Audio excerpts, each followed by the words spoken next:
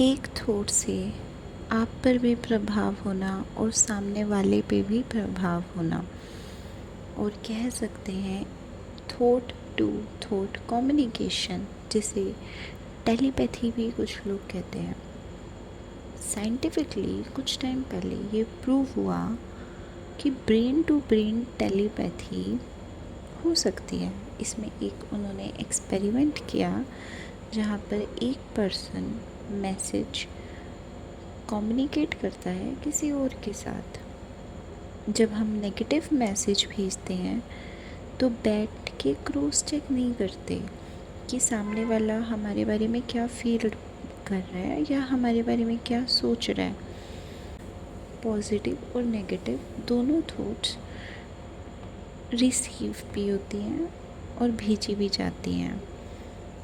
जैसे आप किसी के साथ रह रहे हैं या एक ही घर में रह रहे हैं, पर एक नेगेटिव वाइब क्रिएट हो जाती है कि दोनों ही पहले जैसा मिलना बात करना छोड़ देते हैं।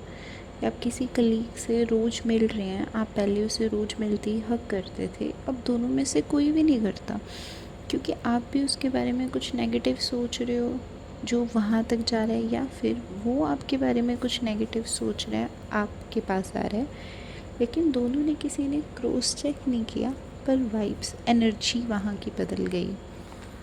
या कभी आपने सुना होगा कि कभी ना कभी आपके साथ हुआ होगा कि आप किसी को फ़ोन करने के बारे में सोच रहे हो काफ़ी टाइम से, कुछ दिनों से, और उसका फ़ोन खुद से ही सामने से आ जाता है। तो पहला पॉइंट यही आता है, थॉट एज कम्युनिकेशन। हम जो भी सोचते हैं किसी के बारे में, चाहे वो अच्छा हो या बुरा, उन तक पहुंचता है। इसे माइंड टू माइंड कम्युनिकेशन कहते हैं। दूसरा, पावर ऑफ इंटेंट। जब हम अच्छे एक्सपीरियंस शेयर करते हैं, वैसे ही नेगेटिव थॉट भी ट्रैवल होता है। अगर हम नेगेटिव थॉट किसी के बारे में सोचते हैं तो उनको वही एनर्जी मिलती है, जिसकी वजह से मिसअंडरस्टैंडिंग और कॉन्फ्लिक्ट्स होता है। Third, take responsibility. हमें अपने थॉट्स की रिस्पॉन्सिबिलिटी लगातार लेनी चाहिए। हम किसी और को सोचने से नहीं रोक सकते, या वो हमारे लिए क्या एनर्जी भेज रहे हैं हम वो भी नहीं रोक सकते। जो एनर्जी हम भेज रहे हैं हम वो पॉजिटिव कर सकते हैं, और हमारे रिश्ते के लिए वो चीज़ बेनिफिट होएगी। इसका मतलब ये है कि तो जो एनर्जी आप भेज रहे हो हम रिश्ते के लिए बेनिफिशियल कर सकते हैं। And the next point is real world application. आप अपने आसपास भी देखें, सारे दिन में इतने अनुभव होते हैं, अगर आप ध्यान ना रखें अपने थॉट्स के तो वो अज्ञानता हो जाएगी, हमारे इनर पीस के लिए भी और हेल्दी रिलेशनशिप्स के लिए भी।